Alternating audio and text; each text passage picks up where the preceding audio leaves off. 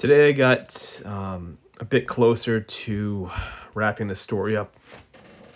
I'd mentioned that I was going to get this story wrapped up by tomorrow, the initial first draft, and that's going to happen. That's definitely probably going to happen. I'm probably going to be done here at some point tomorrow. I have just a little bit more to go, and then yeah, this thing will be done. So feeling good, I guess, in that sense. To go a bit closer with my writing, and under, a bit more of an examination, the quality of my writing these past couple days has just not been there. I find myself, as you can see in some of these videos here, writing a whole lot and not spending a lot of time really thinking. There's a little bit of obviously there's some few moments basically where I'm sort of thinking things over, but most of my time, if you look at this video here, is just me really just typing out. And so I'm writing somewhat quickly without a whole lot of thought, and the quality is just going down. And I'm trying to think of reasons why I'm doing this, if I'm just racing towards the end of this novel here. And to be honest, my mind is just so preoccupied right now, what's going on in the world. My writing just is not reflecting any really good quality. I definitely don't think I'm the only person that's experiencing this. I mean, just having gone through, obviously a pandemic, and now we have the sort of Ukrainian Russian crisis going on right now. I mean, these world events, trying to write around them it's an absolute nightmare, to be honest, to even be able to focus on writing.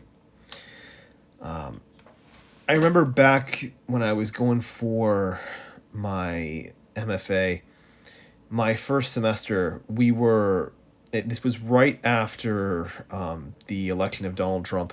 And I guess to generalize a bit here, most of the students obviously in the program were obviously very upset, and with that, there was a bit of an anxiety that was hanging over the cohort, to to say the least. And so, anyways, this is going to get a little bit political, forewarning, I guess, but we were called in I think probably a week after the whole thing. We were called in basically to, actually no, it was a little bit longer than that. But we were called into what was basically a cocktail room, is what it was, for a seminar. And what it was basically was just a faculty reading. That's all it was. So the faculty member was just going to do a reading in this room of their work. And we sit down inside, and we all take our little seats. It's a small little room, and on the projector screen is a photo of a decaying Jaguar's head. The gentleman the author, he's a nature writer, and what he does is he goes around and he goes to these different exotic locations and takes photos and does all this nature writing. And he happened to have gotten a photo of a decaying Jaguar head, and he put the giant photo of this disgusting image right on this projector screen, and then stood at the podium right in front of it and began to read from his work. And it's very clear none of us were paying attention at all to what he was specifically reading. And so at the end of it, he concludes, and what he says was, and I'm going to butcher a bit what he said, but the point he made at the end of his reading was, trying to write amid some world crisis, some thing that's happening beyond our control, that's just giving us this grand anxiety. Trying to write during that time period, that's like looking at that decaying Jaguar's head and trying to focus on what someone is saying. You can't do it. Despite how much you want to write, and despite how much you want to try to block out the world, that Jaguar's head, that world event is just so vivid and so present that you can't ignore it. It cannot be ignored. You cannot avoid that. All you can do is just try your best to maybe maybe get some moments when you aren't thinking about it and get some work in, or try to pay attention.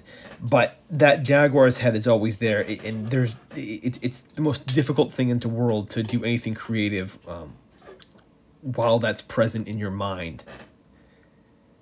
And I'm gonna be honest, right now I'm feeling that Jaguar's head. I am seeing that vividly right now in my mind, and it's manifesting as this massive conflict that's going on right now. And it was one of those things where I had planned to, when I was doing this little sabbatical, I had planned to kind of ignore the news, to kind of ignore the world, to kind of go offline, I guess, for, to use a bit of an interesting phrase there. But this crisis, I mean, we are the closest in my 32 years that we've ever been to potential like nuclear Armageddon. I mean, come on, you hear the news reports about how Russia basically has put their nuclear command on high alert. And admittedly, my degree, my first master's, is in diplomacy, so I always find world news, world events to be very very intriguing, just on the basis I'm always trying to kind of apply my education a bit, when I see something make the headlines. But man, this situation right here is just, it's so tense, that, and implications basically are just so mind-bogglingly frightening that, yeah, I mean, it's affected my writing. It has, despite my attempts to, block that out. So yeah, there's no catharsis. There's no prestige, or I don't have a thing here to kind of wrap this up, that where I kind of reveal like a tip to how to beat the anxiety that you might feel over what's happening in the world. I don't have that. This is just, I just happen to know that I'm definitely not the only person who's experiencing this right now. And yeah, I mean, this is sort of a thing, I guess, telling myself partly, don't beat yourself up over this, over a bad couple writing days, just given what's happening in the world, there's a lot, more important things going on, so don't beat yourself up over that. Sort of give yourself a little bit of forgiveness there. But yeah, I mean, it's it's definitely something. So I guess better news, I guess more direct news for me. I'll probably have this first draft done tomorrow, and hopefully I'm gonna do my best to really just kind of block out that Jaguar's head as much as I can. But I mean, again, you can't. I don't think it's possible, and I think you just have to maybe find a way to live with it, until it goes away, to whatever conclusion that might be. But yeah, so I hope that's helpful. I hope maybe if you're going through maybe some sort of a similar issue here with your writing, where you just, you're looking at the world and what's going on, you can't focus on your creative work. I hope maybe this helps a little bit. I don't know how much I don't know how much it's going to, but yeah, I would just stick with it. And like I said, I'll be back tomorrow, and hopefully tomorrow I'll be able to enjoy a small celebration of getting that first draft done.